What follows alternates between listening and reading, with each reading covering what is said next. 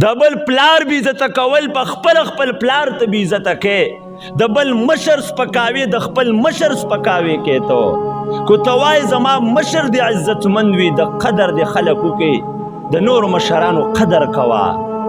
نورو مشرانو سره ښه سلوک کوه ته وایې زما اولاد د بهترین ژوند تیرې د بل اولاد دپاره ښه سوچ لره ښه منصوبه لره او ښه د هغه سره مرسته او امداد کوه الله به ستا اولاد چې کوم دی بهتر وګرځي هغه نو زړونو کې د یو بل دپاره رحم پیدا کول دا د مسلمانانو کوم وخت چې مسلمان په زړه کې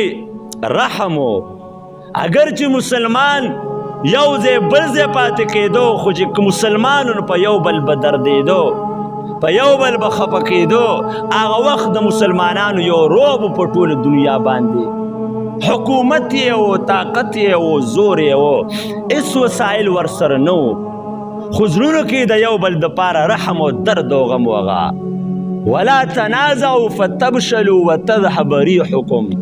الله وی کو تاسو خپل منځ کې جګړې کوئ په دشمن به ستاسو روب زه ختم کم ګورې کم خلک چې خپلو کې جنګیږي بیا د بار خلکو ته دې سپک ښکاري د بار خلکو هېڅ روب نه ساتي هغه کم خلک چې خپلو کې یو وي اتفاق او وحدت سره ژوند کې بار په معاشره روب پروت هغه